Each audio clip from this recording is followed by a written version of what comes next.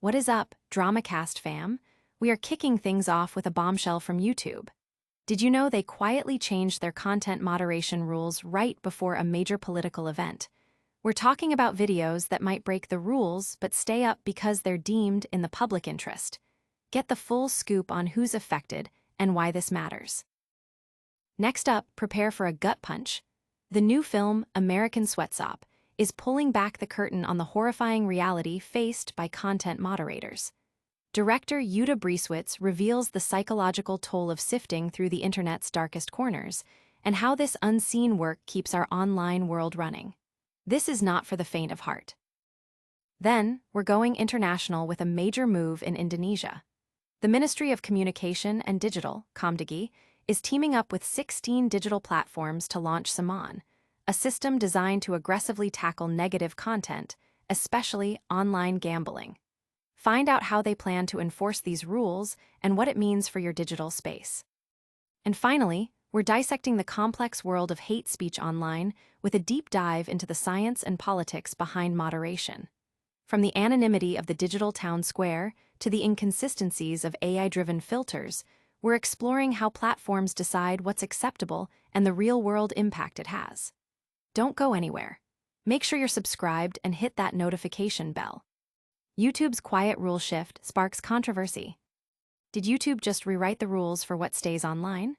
Reports reveal YouTube quietly loosened its content moderation policies weeks before a significant political transition, allowing videos that violate its code of conduct to remain accessible if deemed in the public interest.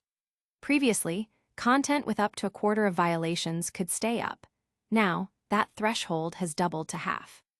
This shift, detailed in internal training materials, impacts content related to elections, ideologies, race, gender, and more, aligning with a broader trend seen across tech giants like Meta and X. Critics point to examples like a video featuring a slur against a transgender person, and another discussing an imagined politician's execution remaining online, raising questions about the platform's commitment to safety versus public discourse.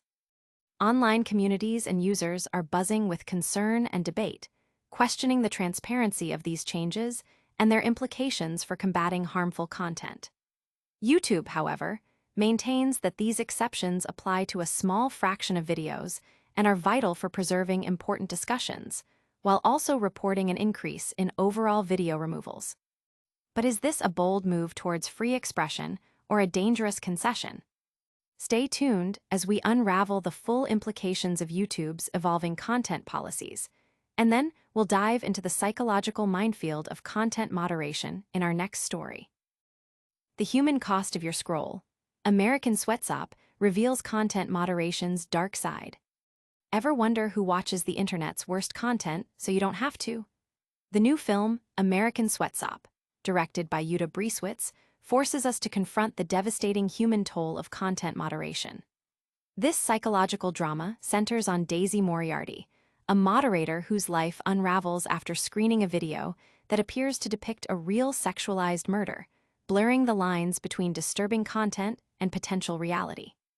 The film explores the profound psychological rot and potential PTSD that content moderators endure, constantly exposed to horrific images to keep the internet safe for users.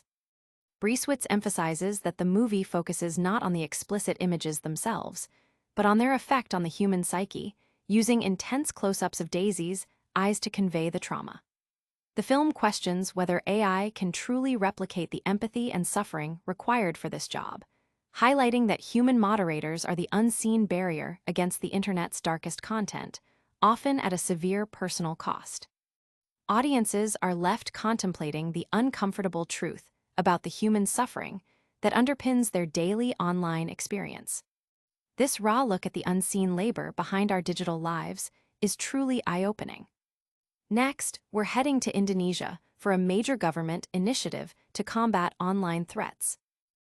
Indonesia cracks down on online gambling with new content moderation system. The Indonesian government, through the Ministry of Communication and Digital Komdigi, is taking a firm stance against online negativity, particularly online gambling. In collaboration with 16 major digital platforms, Komdigi is rolling out the content moderation compliance system, known as SAMAN. This initiative aims to strengthen the handling of harmful online content, ensuring a cleaner, safer, and more productive digital space for its citizens. Director General of Digital Space Supervision, Alexander Sabar, stated that the SAMAN system, after a year-long pilot, is set to launch fully next month. The system empowers Komdigi to automatically issue orders for content reduction, with priority categories like online gambling and child pornography requiring action within 4 hours and other negative content within 24 hours. While platforms retain an appeal mechanism if they believe content doesn't violate guidelines, the commitment to swift action is clear. This aggressive approach signals a serious commitment to digital hygiene and protecting communities from the pervasive threat of online gambling. But how effective are these automated systems in the complex landscape of online speech? We'll explore the science and politics of moderation next. Hate speech moderation, the algorithm's inconsistent verdict. In today's hyperconnected world, hate speech on social media platforms has become a significant concern, amplified by anonymity and the drive for engagement. A new study reveals the complex and often inconsistent nature of moderation at scale, where automated systems struggle to uniformly identify and flag hateful content.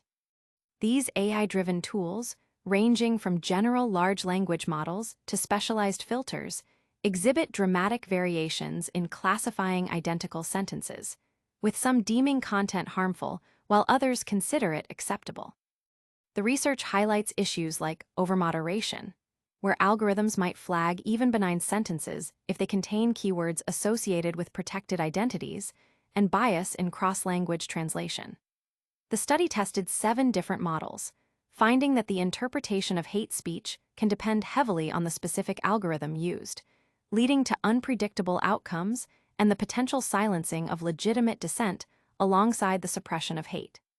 The findings underscore that while algorithms can filter content, they lack the human conscience and nuanced understanding required for true accountability.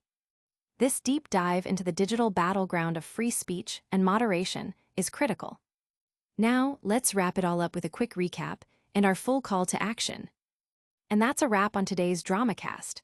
We've seen YouTube quietly tweak its content rules, felt the chilling impact of content moderation in American Sweatshop, witnessed Indonesia's aggressive stance against online gambling with SAMAN, and dissected the messy science behind hate speech moderation. Don't miss a single update, like this video, subscribe to DramaCast, hit that notification bell, and let us know your thoughts in the comments below. And for more breaking news, follow us on all our social platforms.